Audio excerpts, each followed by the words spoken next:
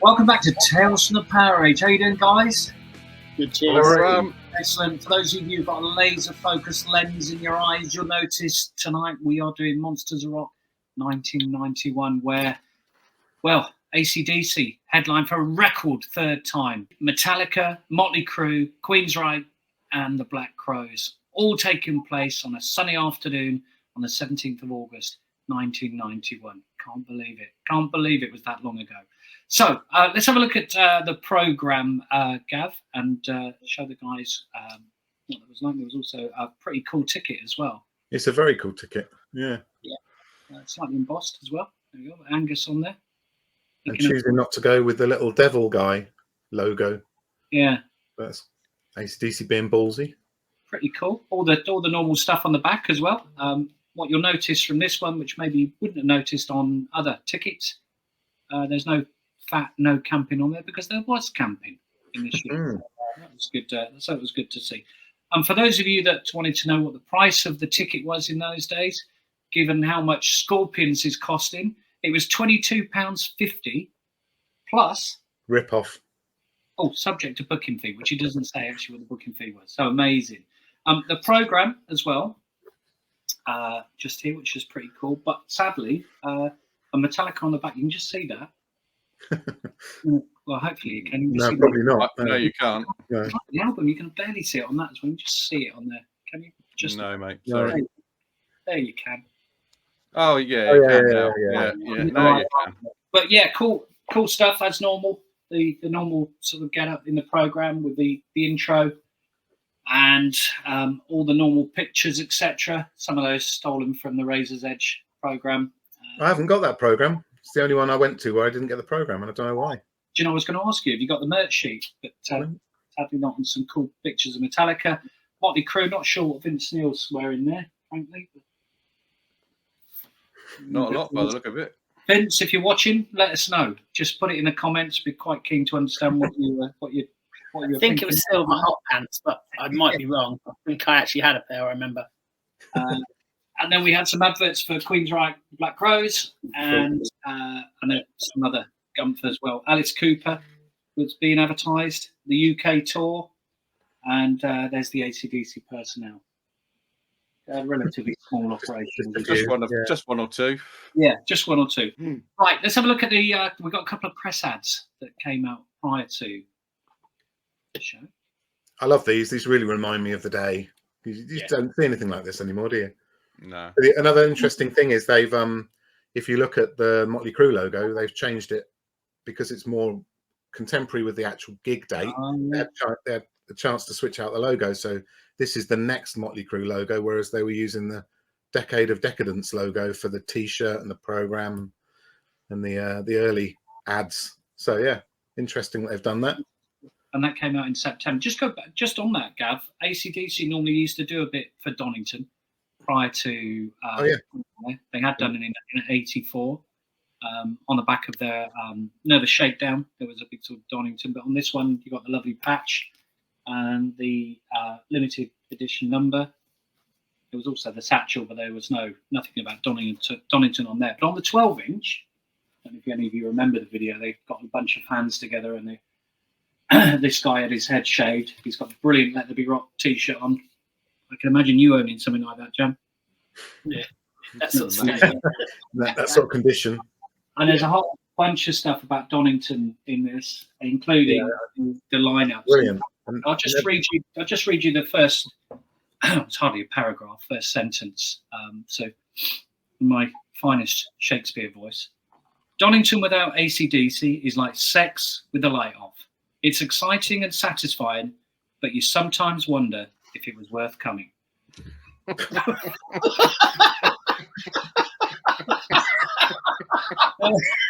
There's some AC/DC logic in there, I suppose. He's having fun writing that. I don't know who wrote it, actually. But anyway, so there you go. Pure poetry. Brilliant. Yeah, absolutely. So there's the poster and some of the set times. Gav, do you want to walk us through that? Yeah, that was just shamelessly ripped off the internet, but it's really quite interesting. It's really cool to have it. You know, imagine these were on their trailer doors or whatever, or around the bars. Yeah, it's cool. And thing about this time is that, as we notice here, just 5 bands playing at Donington for the Monsters of Rock. Whereas you had another a big rock festival, Reading, was going in a completely different direction. It still had the full weekend, and it had smaller bands. It wasn't going for the monsters. It's almost like Donington, the guys that were promoting that were thinking, let's just get the biggest and the best. And if it's 5 bands, let's get the bands you've got here. You can see Queensrÿche playing a full hour. There's no half an hour for like an opening act. Black Crowes there for 3/4 an hour. Then a full hour for Queensrÿche and Mötley Crue. And then Metallica an hour and a quarter, which makes sense because you're going there, you want to see the biggest bands in the world performing on the biggest stage and the biggest theatre, biggest theatre if you like in the world. They then get to do a proper set. So no, I love that show times you've written there, Gab. Brilliant. Yeah, it's good, isn't it?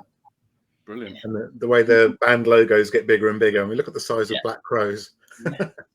You can barely read it. Yeah, it's brilliant. Yeah, and we've got some merch to show as well, which Dill, I'm sure. I'm wearing one of the aforementioned well, there is the t-shirt. And did you get that at the time? It looks pretty good. 32 years old. Hardly ever worn. And I had so many t-shirts. Amazing, isn't it? But I loved it so much. I love the back so much. It's brilliant. So just been one of those that I managed to keep. I've lost so many t-shirts over the years. Amazing if that's a contemporary one. Yeah, and you can see it inside. I mean, it's a bit. It's been washed a couple of times, but it's obviously been washed inside out and really cared for. I think if it got washed again, it would probably start falling to bits because it's so old. So it just doesn't get worn for the reasons we know. This was quite famous on the tour. So these were Angus dollar bills, with Angus, as you can see, in the middle, and then the cannon and the bell on the back. $1 bill, not legal tender. Surprise. Did they have those at Donington? They did have these at Donington. Yeah. I'm not going to lie. I can't remember which one I got these at. Yeah, I've got one. I don't know where I got it from. This was the 5th time I'd seen AC/DC that year. Very cool. All right. Jam, did you get any? Did you get any of those dollar bills at any point? Yeah, I did, but not at Donington. I didn't think they had any at Donington in '91. They did. Yeah. Did they? What? As in that they released them out over the crowd? Yeah, I'm sure they did. I should watch the video again. You'll see it. Okay. Yeah. That passed me. No, I didn't get any of that night. I got some at Wembley Arena. Yeah, I remember. Yeah. And if they didn't, tell us in the comments, please. Couple of other things as well. Some plectrums. That's one of the best things I own. That's Malcolm Young. That's played. Look at the amount of. Oh yeah! Wow. Oh, brilliant. And that was from Birmingham NEC, and that was off of the stage from where we stood. So one of the roadies brought that over to me, and that's been really tragic. You can get plectrums at gigs from time to time, but to get Malcolm Young's played by him at that gig is amazing. I've got a couple of others as well. That doesn't look like it's been played by Angus, but it's cool anyway. Oh, it is cool. With the little signature. Yeah. And then obviously Cliff, I got a couple of these as well. But this was all from the Razor's Edge tour. But none of these were from Donington. These were preceded that on the tour. There you go. Cool. Excellent. There's a pretty cool scarf there, but I don't remember that. No, I don't remember either.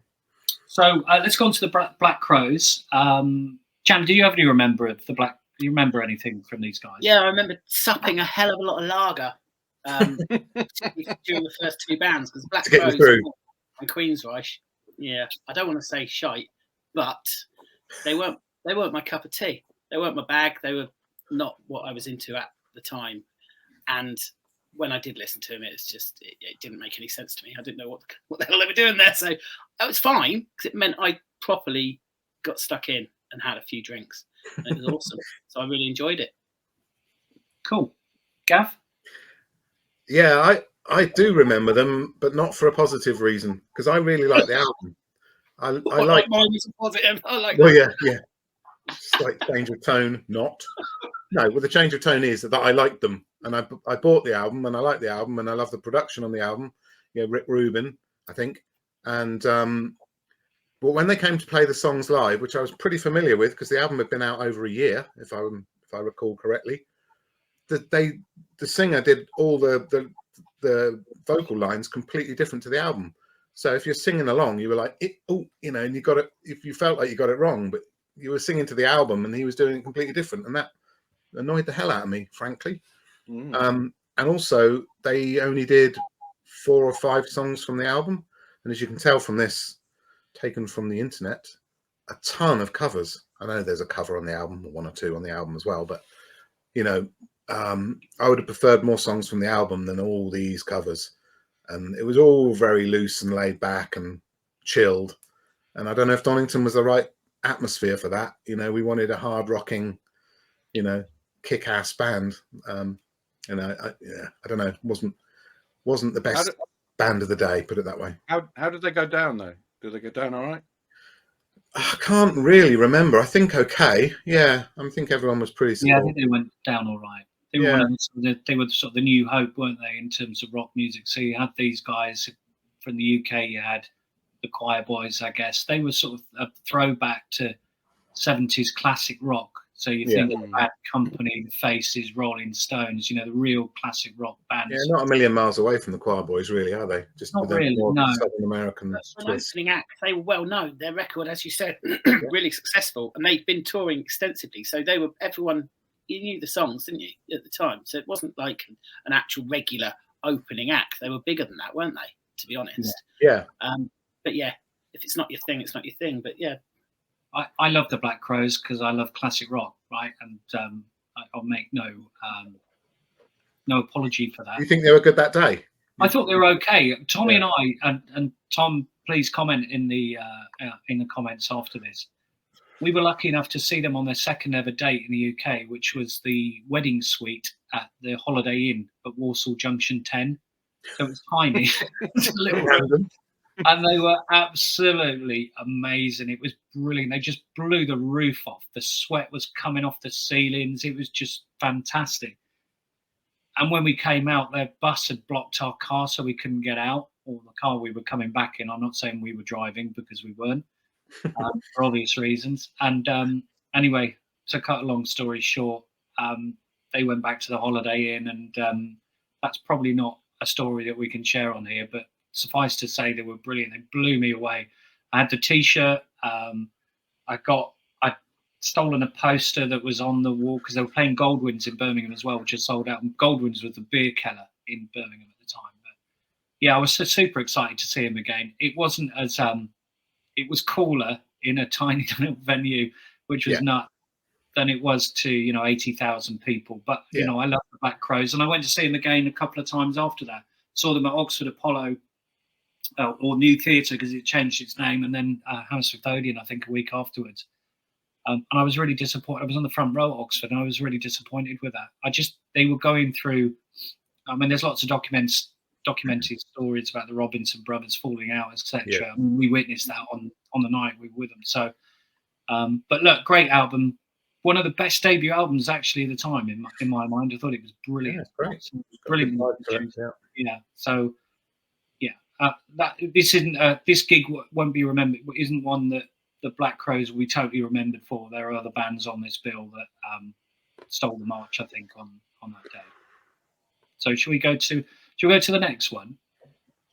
So we've got Queensrÿche. Gappy, we saw these quite a few years earlier, 7 years earlier, supporting Dio, and that might have clouded our view of Jeff Tate potentially. And I know we met someone a few weeks back that knows Jeff Tate and says what a lovely guy he is, and etc. etc. But do you want to explain what happened when we saw them at Dio, and maybe why we had a certain when we saw them at Dio, and I think we might have mentioned this before, obviously we were really looking forward to Dio, and I hadn't heard much Queensrÿche, maybe a couple of tracks off of Friday Rock Show.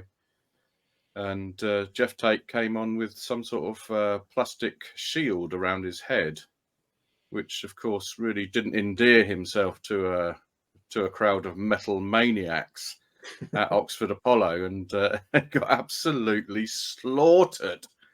And I don't know if he wore that for the whole of the tour, but for the show that we saw, he did. And it was just very, very strange. The weirdest thing probably I've ever seen on stage from a lead singer. I wondered at the time if that was to protect our ears from the shocking vocals that he displayed that night, because he sang every note except the correct one, I believe, for every song. It was shocking. Controversial. Now, what I will say, that was one night, and I've seen hundreds of bands over the years, and anyone can have an off night, and I totally understand that. But when you're 15 and you catch a band, back in the day, you'd watch these, you'd pay a lot of money. There were big tours, big bands. It sticks with you. So I was coming to this gig 7 years after first seeing them, and they've got some great critical acclaim for their records. I haven't. Well, by this time they were big because they'd had Operation Mindcrime, and they'd done another album since then, Empire. So yeah, you can tell by the way, where they are on the bill, the size of the drum kit, the kind of swagger they had. They especially in America, they were huge. No, but there's a lot of people I would talk to that I knew here in the UK that loved them, said, they're amazing. And I was like, oh, I saw them, they're rubbish. When did you see them? Oh, 3, 4, 5, 6 years ago. Really unforgiving. And that's my bad. However, it's how it was. But yeah, they went on to big things, didn't they? Because I've gone back and bought Mindcrime a double with Live at Hammersmith as well. It's a double CD. It's brilliant. It's really good. So they were really on fire at this moment in time, and there's a bit weird thing if you look on YouTube. There's loads of MTV coverage of this festival, and they interview Jeff Tate, and he really isn't bothered. He's like not looking forward to it. It's not a big gig for him. He's not excited. It's a really weird thing to say on camera. But I remember seeing that, and it played into. No, I've never seen that either. Yeah. Really, really odd. The other guys are really odd and dicking around and being, having a laugh. Obviously, full of energy for the gig they're about to do or the gig they've just done. Jeff's completely not showing any emotion or any excitement. It might just be his way. I don't know. I haven't seen any other interviews with him, but it comes across really cold and odd. Strange. Yeah. Do we remember anything from the gig, anyone? Because I don't. No, I don't. No. I was probably massively jealous of the drum kit. It was bloody huge. I think there will be a lot of people who watch this and will be saying, hold on, boys. Well, I thought you actually had a clue with music and rock, but you've missed the beat because Queensrÿche are brilliant. And I accept that. Yeah, I can't go back. I can't say to 21-year-old pisshead self at the time, you should have caught them. Because actually I had a great afternoon. I'd had a few beers for Black Crows. I had even more beers during these, readying myself for the rest of the band. I thought I remember, now I don't know if this is just my memory, by this time there were no bottles allowed. They certainly weren't selling 2-litre bottles of lager and cider like they did back in the day. You had to decant your beers if you were taking them into a big receptacle. 5 litre. You couldn't buy 2-litre bottles, but I still remember seeing some bottles of warm liquid flying around. Yeah, there was definitely stuff being thrown. But for this band as well, I thought I remembered that. But anyone that was there that can remember that, let me know, because it's all a bit blurry for me. But, yeah. Okay, cool. So that's Queensrÿche, and hopefully we put some context as to why we probably didn't end up watching them. So it stemmed back 7 years. So hopefully that's which isn't fair, but it's the truth. Yes, so it's totally the truth. Right, next we had Mötley Crue. So this was right at the end of their Dr. Feelgood tour, which they've been touring for a couple of years. And again, for anyone that's seen the movie The Dirt, you'll see all the dates come up at a certain point in the film, which is interesting. But Mötley Crue, I think, it's a great set list, and I remember them being really. I loved Mötley Crue at the time. I thought they were brilliant, and I still do. To be fair, I thought it was great. Jamo, what do you remember from Mötley Crue on the day? Well, Mötley Crue at the time, I wasn't a massive Mötley Crue fan, but the Dr. Phil, this is the tour. I love this tour. Brilliant. I thought they're brilliant. The set list says, this is for me everything that I want to see from Mötley Crue is on this tour.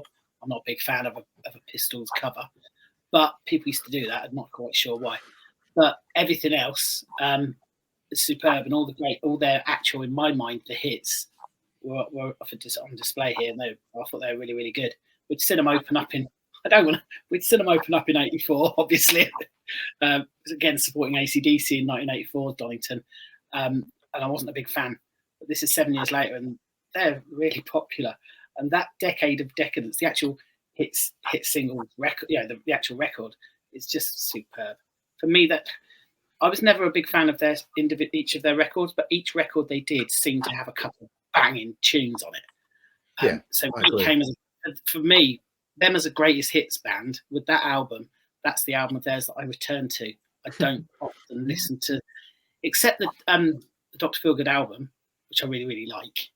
The other ones I tend to just like a couple of tracks of each one, so I do tend to do a greatest hits with them, and they were really good. Yeah. Okay. Gav, any memories from? Yeah, just remember it being kind of a greatest hits thing. I was never a Mötley Crüe fan at all, but I knew almost every song. You know, it's one of those things, and you can't help getting into it if you know they're good songs, and they're totally, as Jam just said, there's 2 or 3 corkers on every album. So if you put all them together in a live set, you're all right, aren't you? And and I think this was a kind of an end of an era for them, wasn't it? I think they were taking a year out or something. Normally bands do when they do a best of, because it means they can chill out for a year. I don't think they toured the greatest hits as such in America or anything. So it was kind of good to see them before they disappeared for a while. And there were other things going on as well, Gav, at the time, weren't there? So these were probably, you could argue with Bon Jovi were the leaders of sort of hair metal in the States and worldwide, and you were having other acts starting to come out with grunge, with Britpop. Yeah, I only say that. Creep in. But yeah. If you think about the bands you just mentioned there, Bob Rock produced Bon Jovi, produced Dr. Feelgood, and then produced the Metallica album. Yeah. So his bank account was looking pretty good at this time. Yeah. I think Metallica heard Dr. Feelgood and said, "Who produced that?" And they would probably never admit to that, but yeah, because he had such a beefy, metally sound, didn't he? It was a great sounding album. Yeah. But look, they were great on the day. From what I remember it being really sunny as well, just as it should be. The crowd were really into it. It was good, and it was sort of building to a crescendo of Metallica, and then of course AC/DC. So shall we move to Metallica, because this was them? Yes. Well, look, they were coming to a point where they were going stratospheric, and this album not only broke. These guys were a thrash band, right? And then we got to the Black album, and I remember even in my local pub, Enter Sandman was on constantly, and people used to give you the side eye when you had long hair back in the day initially, but then suddenly it was the coolest thing in the world, and everybody loved Metallica, and these guys were on top of the world, weren't they? So this was their sort of move into the Champions League position of a metal band at the time, I guess. And yeah, really, really great set. I think Gappy and Gav, you've been away on holiday, haven't you, prior to Download? And Gappy Donington, I should say. Gappy didn't go this year because he was, as a ladies' man, he was busy doing other stuff. But do you remember the lead up to the album? Because if I'm not mistaken, the album was released the week of this week. Yeah. So it's mental, isn't it, to think that? But do you remember anything, Gaps, leading up to it? Yeah, well, I think we heard it was either the first ever play, or it was certainly very close to that on Radio 1 while we were on holiday. We were going to hear it, and we were really looking forward to it on the radio. There was 4 of us there waiting to listen to what Metallica were going to produce, and Enter Sandman came on the radio. And I think we all had long hair then, back in '91. And when it came on, I just remember we were all banging our heads to it, really, because it is a great song. It really is a fantastic start to what is actually a really good album. When we were in Cornwall, we actually listened, as you said, we listened to the top 40 to see where Enter Sandman went in the charts, because it went in the top 10. And we would we'd never done that. We'd never done that before.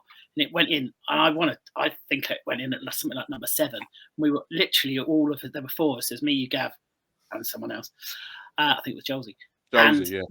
When it come on, we just went mad because it really, I mean, it didn't really give a shit. We all just sort of charts load of crap, no metal ever in them. And then suddenly metal's there, we're going, oh, bad, brilliant, we're in the chart. I don't care what anyone says, Sandman's absolutely brilliant, and it's probably in my top 10 songs ever, because it's absolutely banging. It's such a classic song, and to hear it in the charts with all the other crap, it just sounded even better. Yeah, but it was so heavy, I'm not a big sad but trip. It was so heavy, and the actual the actual guitar in it, when you hear them talking about it and how they went, when they talk, you see them talking about it on the Black Album review about making of the record and stuff. When you hear what they said, it's such a catch, it's so catchy, it's so good. And to open this gig up with Enter Sandman, to then go straight into Creeping Death, which is ultimately brilliant. It's just such a great Metallica track. They were just immense. They were massive. The set list is bloody great, isn't it? Look at that. I was just showing the vinyl because it's got the old Vertigo. It's got the swirl. Yeah, Vertigo, which is amazing, isn't it? Absolutely brilliant. They would have loved that from Black Sabbath. Yeah. UK versions. Don't think it had it in America, but yeah. And any other comments on the set list, Gav? Well, just Take Me There Now. Yeah, I mean, I guess in the context of the album just being released, they only inflicted one song we didn't know, because everyone would have known Enter Sandman by then because it had been out all summer. But Sad But True, unless you picked up the album a few days before, you wouldn't have known. So that's good of them. You know, normally bands want to shove the new album down your throat, but they didn't, and they just kicked your butt for the whole set. You know, fantastic. And they had an hour and a quarter, for Christ's sake.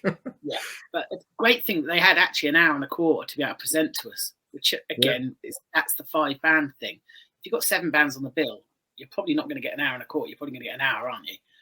They got a proper full hour and a quarter set, and for them to be as awesome and as massive, for them to be as awesome and as massive as they were, it's great when you've got an AC/DC headlining, because any band in the world will go on the bill below them, because you don't get any bigger than AC/DC. Yeah.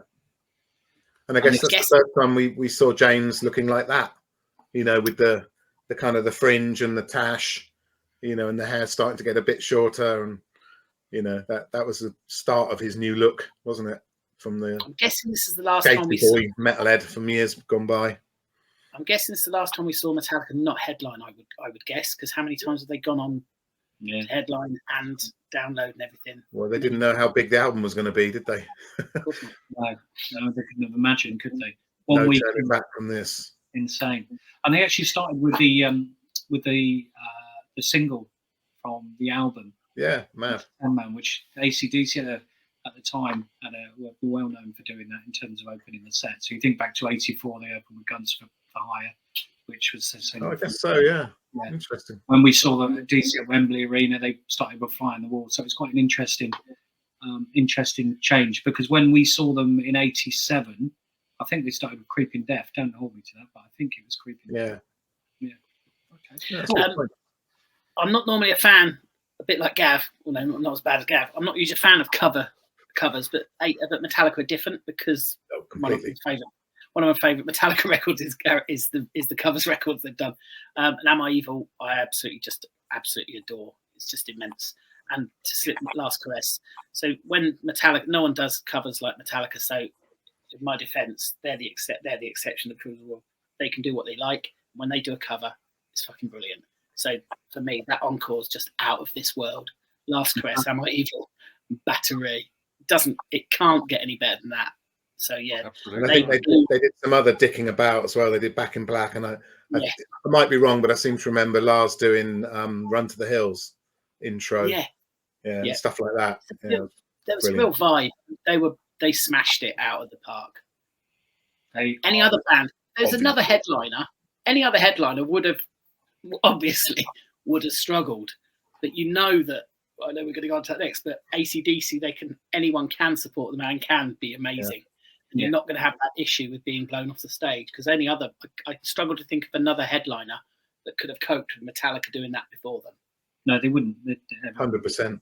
Good point. Yeah. So let's get on to the phenomenon, the mighty, probably the greatest metal rock band of all time, AC/DC, in my humble opinion. So, I mean, this is why AC/DC have to go last. Look at the set list. And I think we've said this before. There are many, many bands that would give their right arm for just 3 or 4 of those songs in their own set list. Yeah. Let alone, 20 of them, 18 of them. It was just phenomenal. So this has been recorded on video, which I've got a copy of here. and that came out, I think, the year after. Gav, is that right? Yeah, I think we said that. Yeah, which is a slightly different picture to the DVD that came out 11 years later. So it's slightly different. You know, I think I actually prefer that one, to be honest. That was the cover of the album as well, wasn't it? That's the album, yeah. The live album. So yeah, really, really interesting. But I was, we were so excited when it came out on video afterwards. But look, the gig was, it was lovely weather. The fires were burning still around the campsite, so that was still going on. I was stood to the left of the stage, and I'd have to say it was probably one of the best I'd ever seen AC/DC. They were absolutely amazing.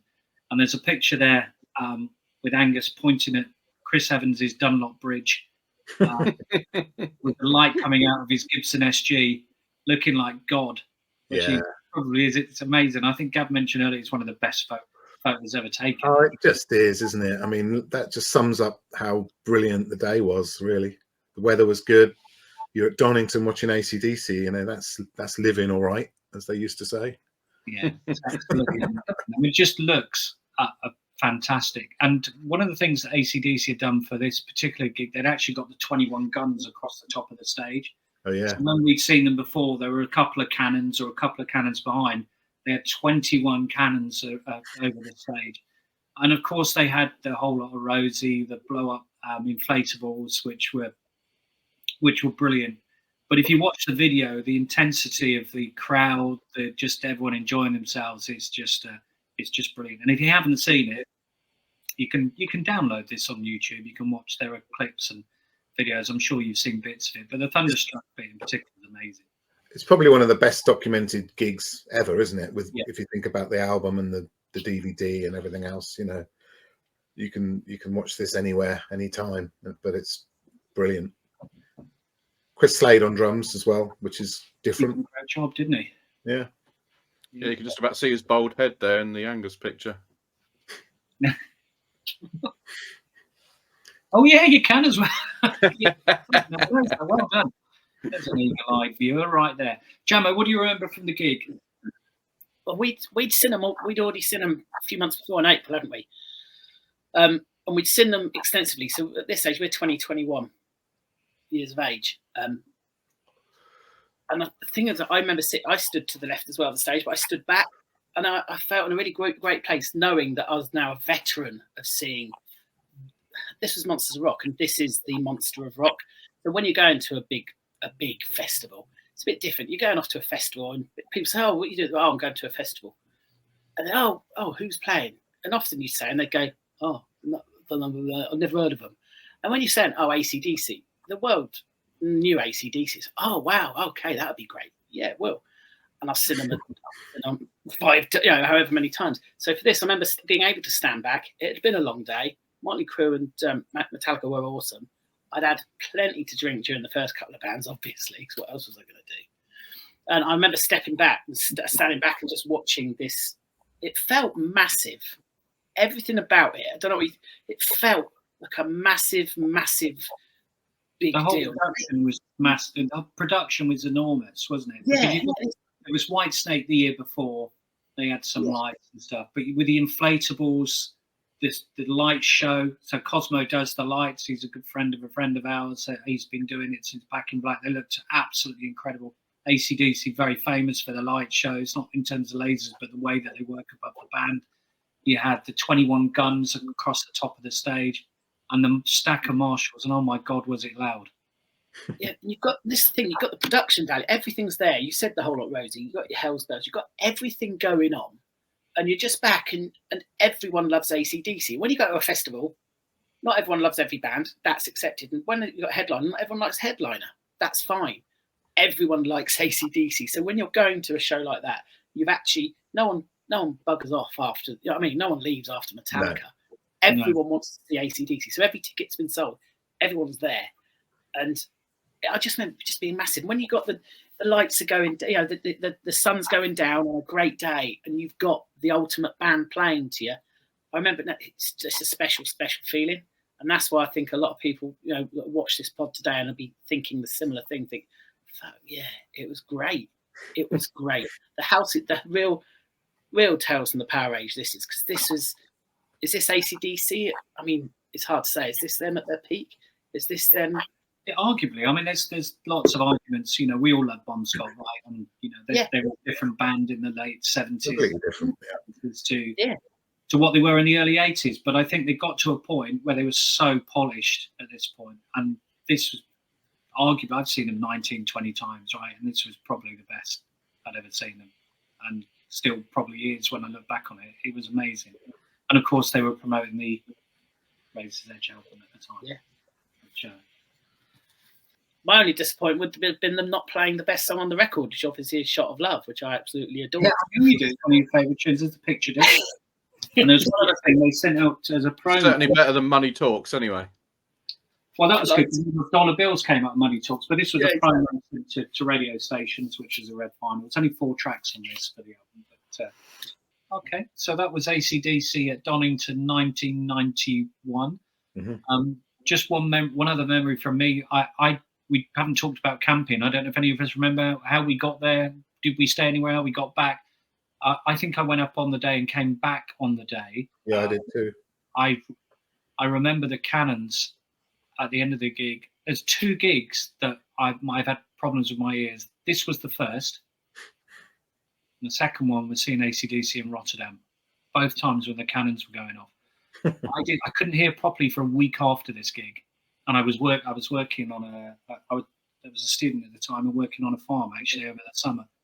And I was really worried about it because I was driving these tractors around and I couldn't hear properly for ages. Didn't dare tell my mum that AC/DC damaged my eardrum. Anyway, all's good now. All's good. It's good. There's only just a bit of ringing in the ears at night now. Okay, so that's AC/DC. Hope you enjoyed that. That reflection of the gig. There were a couple of things that came out afterwards, which we've already talked about. One thing worth showing. I don't know what I've done with it. I think the PlayStation. Here we go. Not only did they bring the album out, I think you've got a copy of that as well, Gav, haven't you? Everybody's got these, yeah. But what they probably don't have is what you're going to show them now. That's the double. Well, that's the limited edition double album. Obviously. Yep. But also the PlayStation Rock Band, which is awesome. Weird. And you've got Thunderstruck right the way through for those about to rock. So that's quite a cool thing. You can pick that up on eBay. Is that Guitar Hero?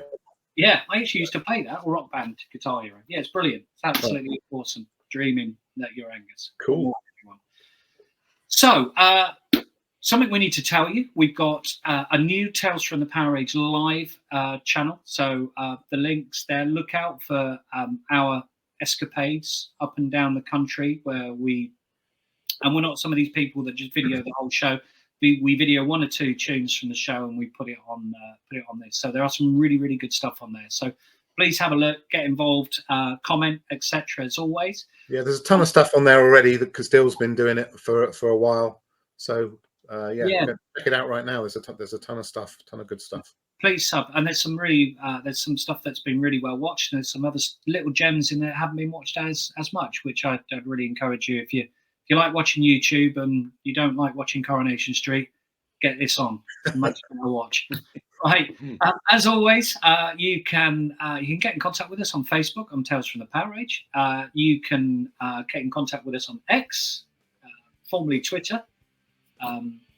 Hopefully Elon Musk isn't going to sue us for that. On Tales from the PowerAge at TTFTPR, or online at www.talesfromthepowerage.com. If you want some merch, you can get it from Redbubble. We will always be out and about at gigs. These guys have nearly always got some merch on. So if you see us, come and say hi and buy us a beer if you like. We'd love that. So thanks for that. See you soon. Cheers, guys. Cheers. See you next time.